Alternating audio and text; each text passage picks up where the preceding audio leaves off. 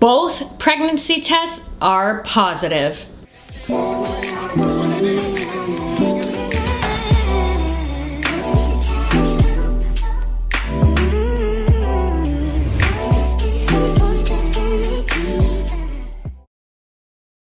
Hey my beautiful peeps, if you're new here, my name is Char and welcome to Char TV. For my existing subscribers, I appreciate you coming on back. In today's video, I'm going to be doing a recap on my usual couples that I do on episode 13 of 90 Day Fiancé. It's called The Elephant in the Womb. And I'll be starting with Kobe and Emily. Emily tells Kobe that she wants him to come with her to run a wedding errand. He's wondering, well, what kind of an errand is this that she can't go and do it herself?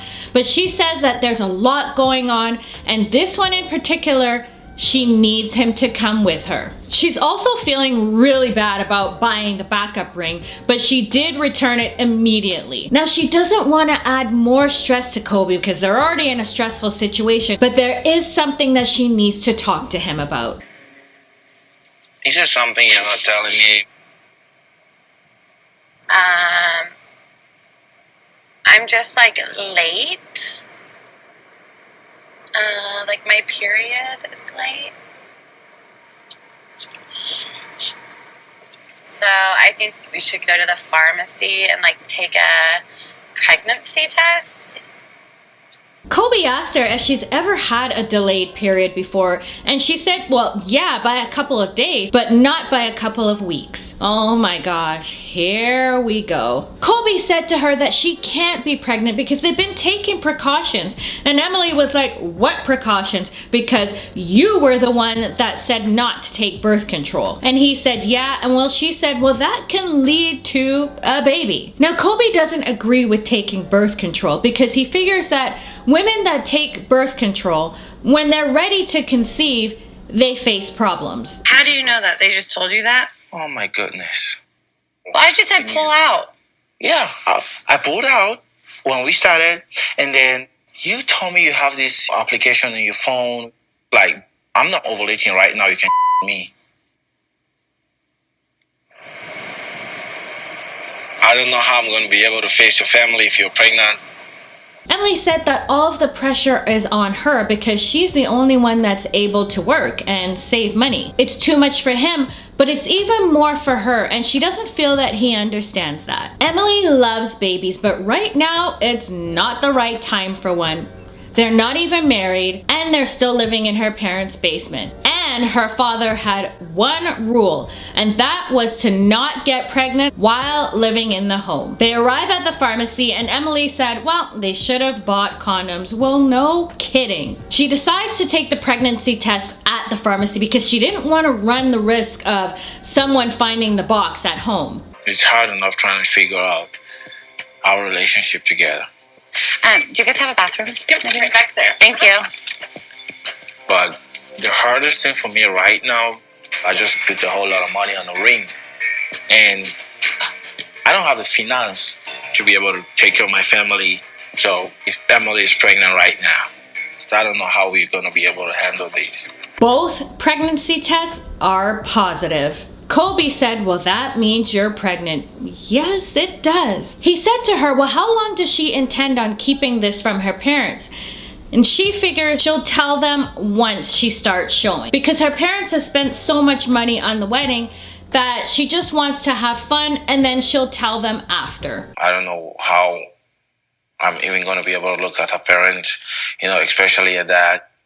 And I'm just so afraid her family is going to see some Cameroonian guy who is just interested in having kids without even securing a bright future for the children and stuff like that. At least you're here and not in Africa or China, Emily thought that Kobe would have been a little bit more happy that they're having kids since he does want more. She does understand that right now is not a good time, but she can tell by the tone of his voice that he's not happy. Now this does hurt her feelings because it takes two to tango, and she didn't make the baby on her own. And that is everything between Kobe and Emily. On to Jibri and Miona. Since they've decided to elope, Miona is gonna have a little chat with Mahala about the wedding. Jibri has even saged the home so that a nice and peaceful environment is created for the conversation. Jibri and I have been talking about these wedding plans, and we decided to make that big wedding later and to save money for that, where my parents can come probably a year from now at least until I get my paperwork. Okay.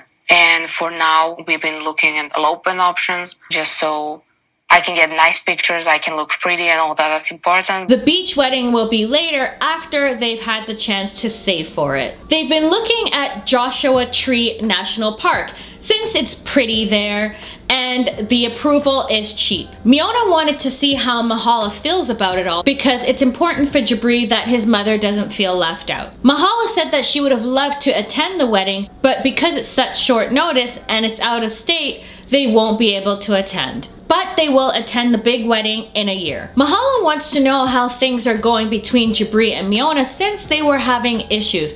And she figured, well, since they're proceeding with the wedding, that they must have come to some sort of an understanding. Yeah, I'm gonna let him speak for him. Okay. I've been kind of just, for that night, I just chilled out. I didn't want to talk with him about that until the emotions calmed down. But he said that he doesn't want me to leave. As long as you two are feeling like this is a healthy, good decision for both of you, then I will support that. Miona feels that she got the best that she could have out of the conversation with Mahala. She wanted her to know that she does respect her feelings, but she's not going to let her influence her decisions for the wedding and their marriage. So both her and Jibri need to accept that. Moments later, Mahala briefs Brian on the conversation as she had, and Miona does the same with Jibri. Jibri is relieved that at least there was progress. Brian, on the other hand, does not feel the same, and he doesn't know anyone that would support the marriage, and he doesn't want to support a train wreck. Mahala doesn't want how they feel about Miona getting in the way of their relationship with Jibri, so they should be as supportive as they can be. And that is everything between Jibri and Miona. On to Eve and Mohamed. Today they're going to take a tour for a new venue, since the one that Eve really liked didn't quite pan out. Eve hopes that Mohamed is excited and realizes how important the wedding is to her. They pull up to the venue and Eve starts to get a bit emotional because she can't believe that this is really happening. Of course, Mohamed isn't really sharing the same excitement because pushing back the wedding means that he can't file for his adjustment of status, which means that he can't visit his family. Oh my gosh. Oh, this is like a castle. Yeah. Seeing just the splendor of this magical place that we could get married here is so exciting. I feel like finally,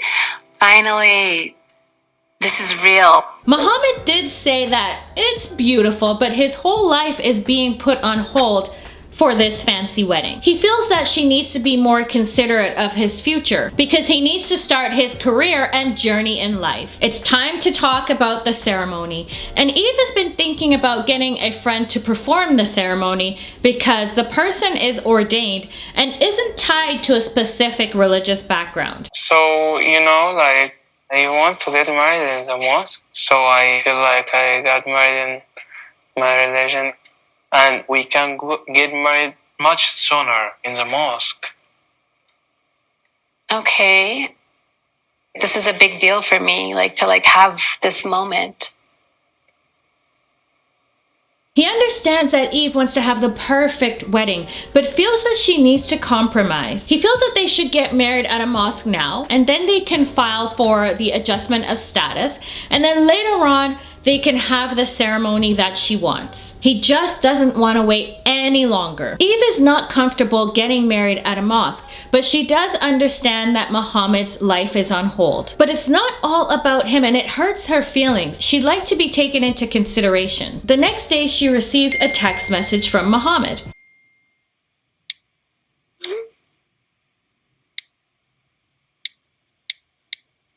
I don't understand what... It's gonna be 2 months since I arrived to US and I am tired of waiting to get my papers done. I don't think Eve understands what I'm feeling about my situation right now.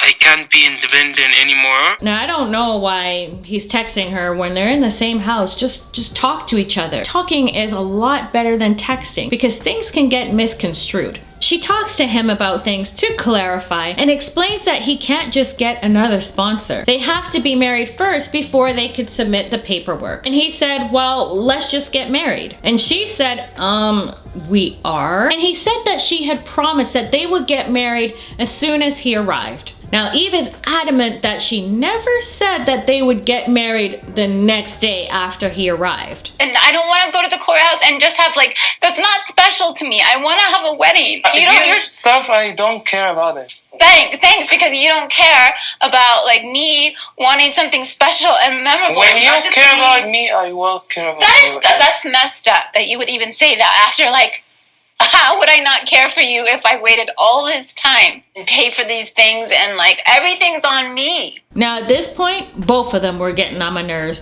because they were going back and forth. No, you're selfish. No, you're selfish. Like bloody children. Eve explains that she has to juggle so many things and she is busy. She has to take care of him. She has to take care of Theron. She has to work and she has additional expenses. Mohamed said, well, she knew that he couldn't legally work. So if she didn't want to take care of him, she shouldn't have brought him over to the US. I can only handle so much. Okay, like, do you have such a bad life over here? I'm already helping you with your son. Okay, well, that's not too much to us. I've done a lot for you, so it's just not cool. I don't need to hear from you every single day well, that you helped me and you helped me with my family. You like to talk about yourself a lot, Eve. Excuse me? Excuse me? What? Whatever. Eve said that she's never seen this side of Mohamed. It's hurtful and it's not cool. It's making her think, well, why is he doing this to her right now? Because you don't hurt someone that you love. And she's now concerned that he can't see that what he said was hurtful. Mohamed said to Eve that she doesn't understand the sponsorship rules. The sponsor has nothing to do with the person that is responsible. And he's been searching to make sure that the information is correct. You need to go look up this again and see if you can just get instantaneously get another sponsor because that can't happen. I'm not sure then yet. why are you sending me like this when you don't even know? You're just causing me more stress. Things had to get rescheduled, not because of me, because of the venue. I don't care about when is the wedding. I don't care. Okay, well then go down to the county office or the judge and get married by yourself. You kind of need me. I'm not replaceable. He explained to her that he has dreams and goals, and she said that she also has dreams, which is the wedding. And he said to her, well, that's your effing dream, but he has another dream. He said if he's unable to work in this country, well, then he's gonna go back to Egypt. Now, Eve was about to say what I was thinking, and I'm sure what some of you were thinking too, which was, well, then go. And he said, all right, well then get my ticket, please. Well, how about you get it yourself? And Eve said, well, if he leaves, that they're done, because she's not gonna go to Egypt to marry him. Mohamed said that he doesn't care, and that's her decision. And that is everything between Eve and Mohamed. And that concludes my recap. I hope that you enjoyed it. There was no Ari and Binyam this episode. As for Kobe and Emily, I don't know why it's such a shocker that she's pregnant when they weren't taking the proper precautions. They're grown. They know how babies are made. He didn't want her taking the pill. Okay, fine. Well, why couldn't he wrap it up then?